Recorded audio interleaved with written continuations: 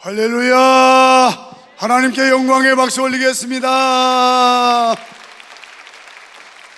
우리가 오늘 없는 시간 가운데 열심히 준비해서 우리에게 큰 은혜와 감동을 준 출연진, 주의자, 반주자, 그리고 오케스트라고 하기는 그렇고 앙상블, 하여튼 모두에게 감사의 박수 한번 돌리겠습니다.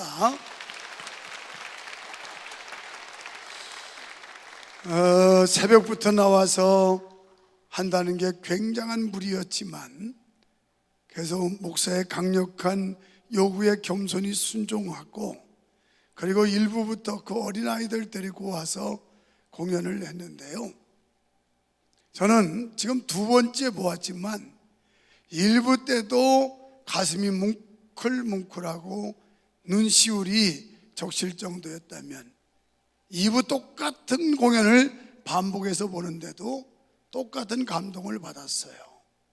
바로 이 공연 자체에 스토리가 있습니다. 이 공연 자체에 메시지가 있습니다.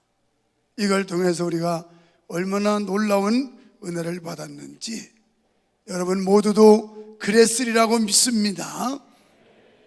여러분, 3대 독자를 잃은 한 어머니가 석가모니에게 찾아와서 죽은 아들을 살려달라고 애원했습니다. 석가모니는 하도 기가 차서 물끄러미 쳐다보다가 이렇게 말했습니다. 부인, 내가 당신의 아들을 살려주겠소. 그런데 조건이 하나 있습니다. 부인이 저 동네에 가서 겨자씨 하나를 구해오는 일입니다. 그 겨자씨는 아무도 죽음을 당해보지 아니한 집에서 구해와야 합니다.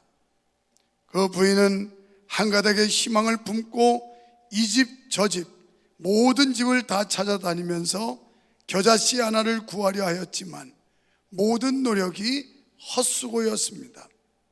다시 돌아와 그런 겨자씨는 구할 수가 없습니다라고 고백했습니다. 그때 석가모니는 그렇지요, 죽음의 비애란 모든 인생에게 다 임하는 것인데 그대의 아들이라고 왜 당하지 않겠습니까? 하고 발길을 돌렸답니다. 여러분, 사람은 누구나 죽습니다. 나도 죽고 여러분도 죽을 겁니다. 다만 언제 죽을지 알지 못하는 비밀 속에 우리는 하루하루 소망을 가지고 또한 내일의 희망을 안고 살아가고 있지만, 그러나 언젠가는 우리의 생명도 종지부를 찍을 때가 있습니다. 한데 죽음으로 끝난다면 이보다 서럽고 안타깝고 절망적인 일이 어디 있겠습니까? 예수 그리스도, 그분은 죽은 지 사흘 만에 부활하셨고 사망 권세를 이기셨으며 우리에게 다시 빛으로 소망으로 오셨습니다.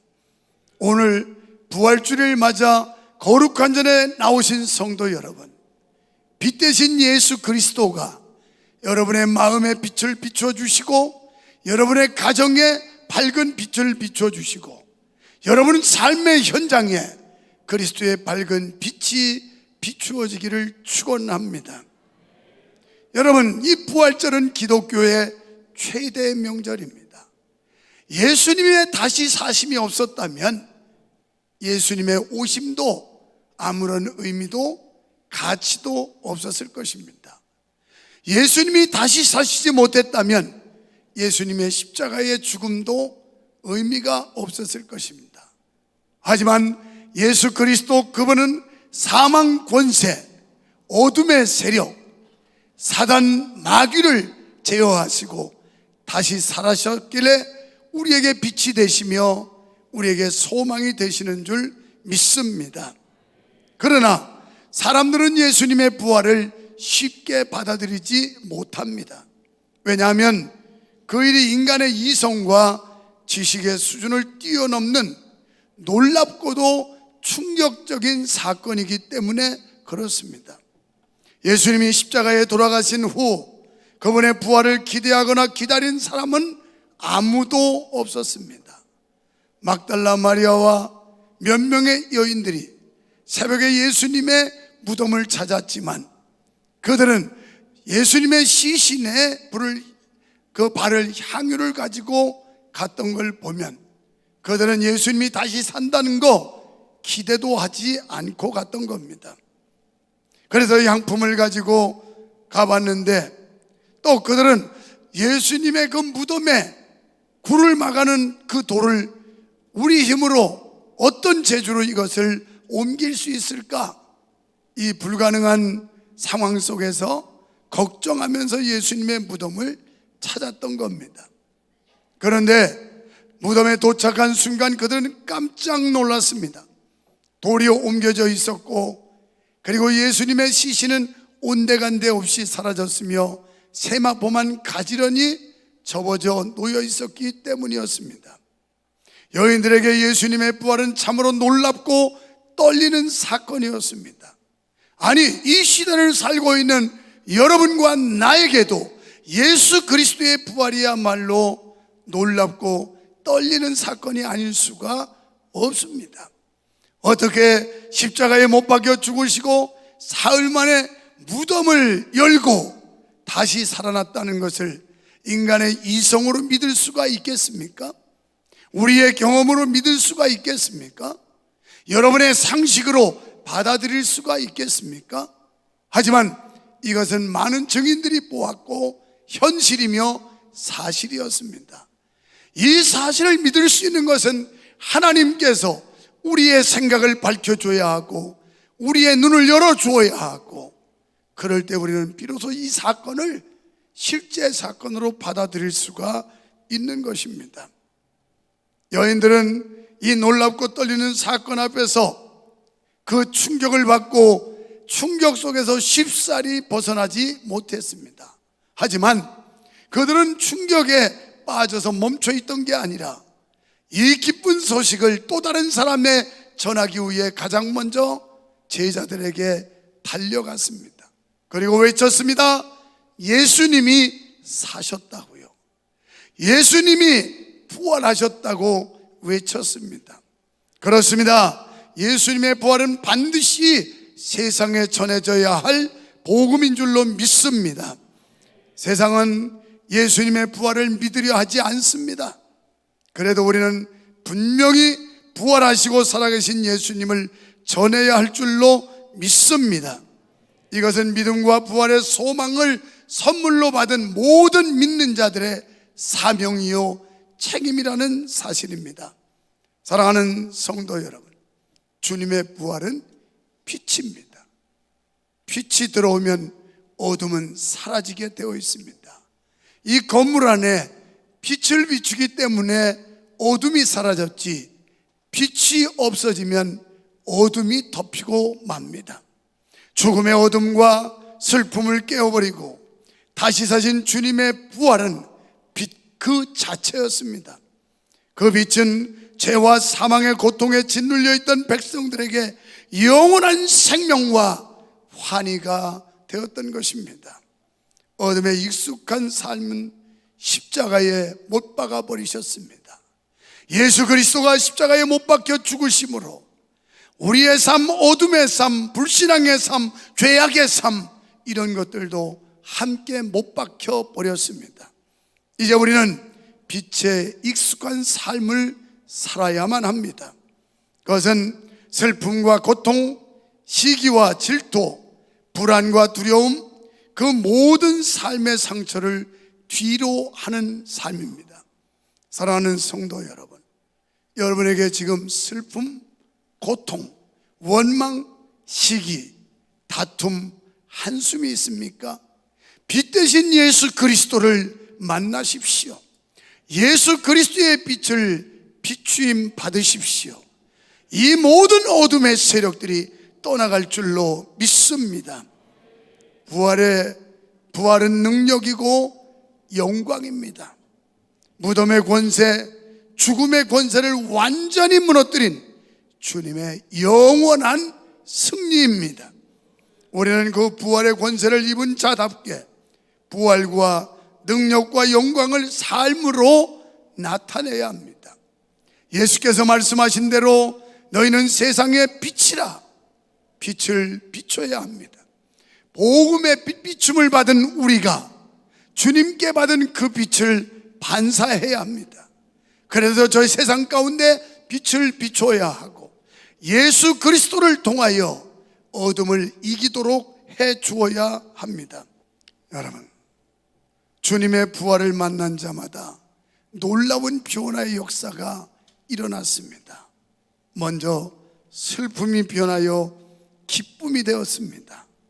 슬픔과 근심으로 예수님의 무덤을 찾았던 여인들은 부활하신 주님을 만나자마자 기쁨을 회복할 수가 있었습니다. 우리의 삶을 옥죄어오고 우리의 환경을 압박하는 여러 가지 상황과 조건 속에서 예수 그리스도 부활의 주님을 만나기만 하면 이 모든 것에서 해방될 수 있으며 자유함을 얻게 될 줄로 믿습니다. 오늘 이 자리에 오신 성도 여러분 가운데 슬픔과 탄식, 낙심과 절망 가운데 있는 성도들이 기쁨으로 변하는 역사가 있기를 축원합니다. 눈물과 한숨이 바뀌어서 감사와 기쁨으로 전환되기를 주님의 이름으로 축원합니다. 두 번째는 삶의 방향이 전환되었습니다. 마태복음 24장 13절 이하에 이제 주님이 십자가에 못 박혀 죽으셨고 무덤에 장사 지냈다는 것 때문에 그를 쫓던 두 제자 실망감을 금치 못했습니다. 좌절과 낙심했습니다. 그래서 그들은 예루살렘을 떠나서 여리고로 내려가고 있었습니다. 영적으로 해석한다면 신앙을 버리고 세상으로, 불신앙으로, 인간적인 삶으로 돌아가고 있었다는 겁니다. 그때 부활하신 주님은 그들에게 가까이 그리고 조용히 찾아오셨습니다. 너희가 지금 어디로 가느냐고, 엠마오로 간다고, 왜 엠마오로 가며 너희는 누구냐고. 우리가 나사렛 예수를 쫓았던 사람들인데 예수님은 무기력하게, 무능력하게, 무참하게 십자가에 못 박혀 죽고 무덤에 장사 지내졌다고. 그래서 우리는 이제 더 이상 희망을 잃고 절망과 낙심 가운데 실망을 안고 내려가고 있다고. 그가 다시 살아나셨다, 그 예수가 다시 부활하셨다, 이 말씀을 예수님이 전해줄 때 갑자기 그들의 눈이 띄어지게 되었고 마음이 뜨겁게 요동치기 시작했습니다. 사랑하는 여러분, 그동안 우리의 삶이, 우리의 믿음이 신앙에서 떠나서 점점 주님과 먼 거리로, 그리고 저 세상 불신앙 인간적인 삶으로 내려갔던 우리의 삶이 오늘 부활하신 주님을 만남으로 여러분의 눈이 열리게 되고 여러분의 생각이 열리게 되고 여러분의 마음이 열리게 되는 역사가 있기를 축원합니다. 그래서 빛 대신 예수 그리스도를 만나니 그들의 마음이 뜨거워졌습니다. 이제 우리의 삶의 전환점이 되어야 합니다. 그러려면 예수를 만나야 합니다. 빛 대신 예수 그리스도가 우리의 심령 속에 빛을 비추어 주셔야만 가능합니다. 그러면 우리는 방향을 전환할 수 있습니다. 다시 만난 예수 그리스도, 부활하신 주님을 만났기 때문에 가던 발걸음을 멈추고 다시 방향을 돌이킬 수 있습니다.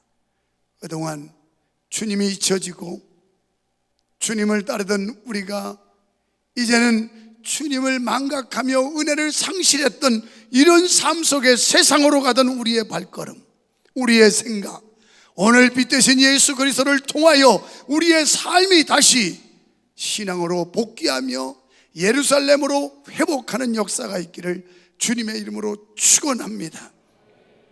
이처럼 세상을 향하던 우리의 관심과 행동이 주님을 향하는 방향 전환이 일어나야 합니다. 사도행전 9장 1절에 이하에 보면 예수 믿는 사람을 잡아 죽이기 위해 다메섹 도상에 가던 사도 바울, 그 사울이 부활하신 주님을 만나는 순간 인생의 전환점이 되었습니다. 그래서 이제는 예수를 핍박하고 그리스도인을 잡아 죽이는 자리에서 자기의 목숨을 걸고 그리스도를 증거하는 하나님의 종이 되었습니다. 오늘 진정으로 여러분이 부활의 주님을 만났다면 우리는 이 그리스도, 부활하신 주님을 전해야 합니다.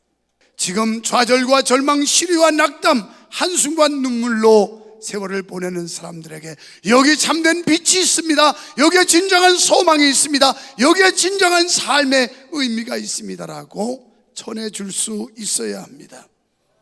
여러분, 주님께서 우리에게 소망을 주셨듯이 우리도 다른 사람들에게 소망을 주어야 합니다.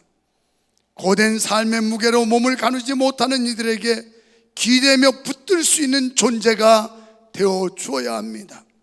그것이 바로 참된 빛의 삶이요, 주님의 부활을 전하는 생명의 삶이며 주님의 십자가 사랑을 전하는 삶인 줄로 믿습니다. 여러분, 부활절을 지키는, 아니 부활이 존재하는 종교는 기독교 외에는 아무 종교도 없습니다. 죽은 자가 다시 살고 그를 따르고 믿는 사람들에게 영생이 있음을 가르쳐주는 종교는 유일하게 기독교밖에 없습니다. 바로 우리는 이 생명을 받았습니다. 이 소망의 빛을 받았습니다. 이 생명은 이제 살아 꿈틀거려야 하고, 이 생명은 또 다른 사람들에게 전해서도 더 많은 꽃을 피우고 열매를 맺는 역사를 만들어내야 합니다. 오늘 부활의 소망을 가지고 빛으로 오신 예수 그리스도를 밝게 전하고 비추는 사랑하는 우리 교회와 성도 여러분 되시기를 주님의 이름으로 축원합니다.